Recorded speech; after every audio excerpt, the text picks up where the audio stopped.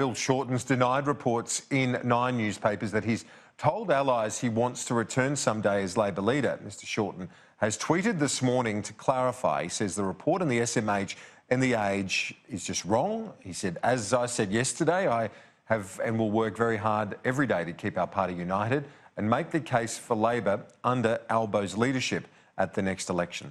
Let's go live to Mathias Cormann, the Finance Minister. Thanks very much for your time this Friday, as always. First of all, your reaction to Bill Shorten's address yesterday. He blamed various other interests. Of course, he's still hurting off the back of his unexpected loss. Look, I mean, I do understand that he would be hurting and be disappointed, but look, I mean, those comments were delusional, arrogant and quite disrespectful to the Australian people, quite frankly. He is essentially suggesting that millions and millions of individual Australians weren't capable of making their own judgments on who they would support, when, you know, clearly, I mean, Australians embraced Scott Morrison and our agenda to build a stronger economy so that Australians have the best possible opportunity to get ahead. And quite frankly, they voted against the high-taxing, anti-business, politics of envy agenda that was pursued by the Labor Party in the lead-up to the last election, which Australians understood would weaken our economy and leave all Australians worse off. I guess he's referring in part to maybe some of the campaigning around the death taxes, about Clive Palmer and that sort of thing. Do you believe some of his point is defensible in that context? No, it isn't. I mean, the truth is that the Labor Party was running in this election on a high-taxing, anti-business, class warfare, politics of envy agenda, which, you know, we pointed out would make the country weaker and would leave Australians worse off, whereas we were running on an agenda designed to make the economy stronger, make the budget stronger, ensure that we could boost funding for health and education, infrastructure, at the same time as lowering the tax burden on the Australian people. And, you know, people embraced our agenda and they rejected Labor's agenda. And, you know, obviously it's now going to be a question for Anthony Albanese whether he wants to just pick off where Bill Shorten left off or whether he actually wants to listen to what the Australian people told Labor at the election and whether he is going to take notice of it and change direction. Australians are fundamentally aspirational. They don't want this sneering at the so-called top end of town. I mean, that worker in Gladstone earning $250,000 a year, he's working hard. He's not the top end of town. He's looking after his family, paying his mortgage, you know, paying for his kids to get through school. Labor has lost its way in the lead up to the last election, and the sooner they get back to backing aspirational Australians, the better it will be for them and for the country. The voters might be aspirational. Bill Shorten says he's not, though, anymore, that he's shelved his leadership ambitions after 2 cracks at it. That's fair enough. Do you think that a fish stuck on land wants to get back into water? Well, okay. I mean, honestly, I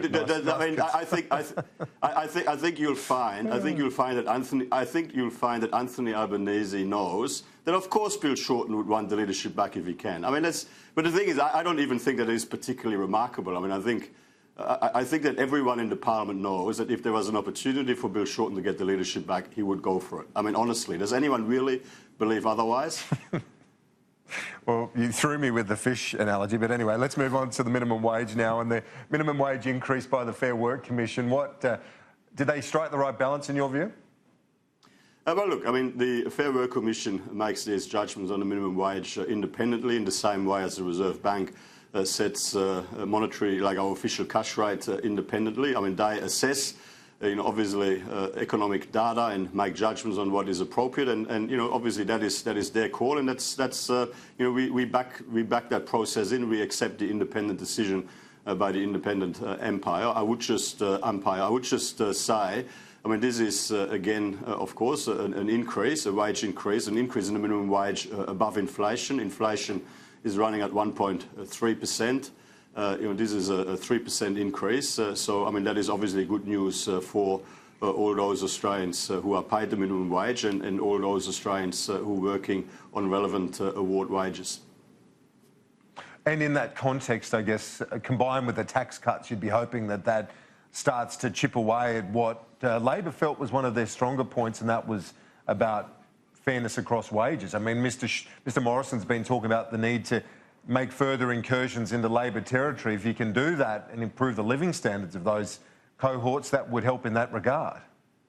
Well, what the Australian people have shown at this election is that they understand that the only way to sustainably and credibly increase wages is on the back of stronger growth. That is, of course, what we're working on. We're working to continue to build a stronger economy, create more jobs, drive the unemployment rate down so that wages will continue to increase and start to increase more strongly. And, of course, our personal income tax relief will ensure that people's take-home pay will be higher. People's effective wages growth will be stronger on the back of our plan for significant income tax relief for all Australian working families. We're going to see some more APRA reforms which should make the system of mortgage lending, home loan lending more competitive. Is that going to boost the smaller and medium-sized lenders? Well, obviously increased competition in the banking sector is good for consumers. And, these decisions by APRA, again, are decisions that are made independently by the prudential regulator. However, we welcome any decisions and any moves that help to strengthen competitive tensions in the banking sector, because we understand that it helps to improve the choices and options available to Australian consumers. And in that context, with the likely rate cut expected in the next week or so as well from the RBA, are you hoping that we've seen the bottoming out of the property market with more competition in the home loan space, rates down, hopefully that the property market in some of our major capitals might start turning around? Well, look, the decision in terms of the official cash rate is a matter for the Reserve Bank, but what I would say is that after the election, there appears to have been a collective sigh of relief across the property sector, given that Labor's housing tax will now not be implemented. And certainly the anecdotal data that's been coming through is that there has been a level of firming and an increased level of confidence across the property sector, which is welcome. The iron ore price has also been much higher than forecast in the budget and the mid-year update. That must be very encouraging, because Shane Oliver from AMP and others are saying that we're basically in surplus now, effectively, for this financial year. Well, look, the final budget outcome for 2018-19 will be delivered by the end of September. So let's not get ahead of ourselves. But, obviously it's always good when we can get higher prices for our key export products. And, in particular, if we can get, prices that are higher than what was anticipated, would be the case when we put our budget assumptions together. I mean, that is definitely better than the alternative. And you'd be obviously very pleased if you could get there a year early. I mean, Mr Morrison saying the surplus will be delivered next year. He said that repeatedly during the campaign, but that'd be quite something if that were to be ticked off. And I guess it's important to have a buffer, though, isn't it, in the context of global headwinds, with China and the US still having those trade wars, which seem to be worsening. Well, I mean, firstly, again, I would caution people to get ahead of themselves. I mean, certainly, we will be delivering a surplus in 2019-20. When it comes to 2018-19, I mean, if you look at the monthly financial statements to the end of April, what you'll see is that revenue is broadly in line with expectations at budget time, whereas payments are about $2 billion less. Any impact on revenue, on government revenue from higher iron ore prices than anticipated at budget time are likely to flow through in the 2019-20 financial year, not necessarily over the next 6 weeks, or next 5 weeks for that matter. With your Senate team, there will be a vacancy with Arthur Sinodinos, widely warmly welcomed as the replacement to Joe Hockey in Washington, D.C. as Australia's representative there. But to replace Arthur Sinodinos, we're hearing either Warren Mundine, my colleague Andrew Clennell at The Australian yesterday, saying he's in the mix. Jim Molan, he says he should be because he's the next on the ticket. Who do you think it should be to join you in the Senate? Well, firstly, Arthur Sinodinos is an absolutely outstanding selection to be our next ambassador to the United States. He will do a great job, and I'm very, very pleased by that selection.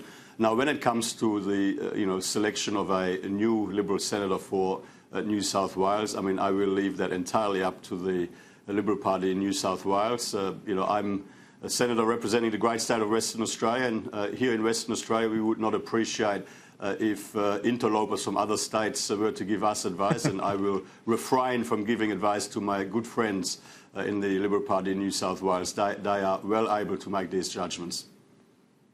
Do you think they'd both be good choices, Mundine and Molan? I'm very confident that the Liberal Party in New South Wales will make an excellent selection to fill that vacancy, and I look forward to whoever they choose joining us in the Senate at the appropriate time.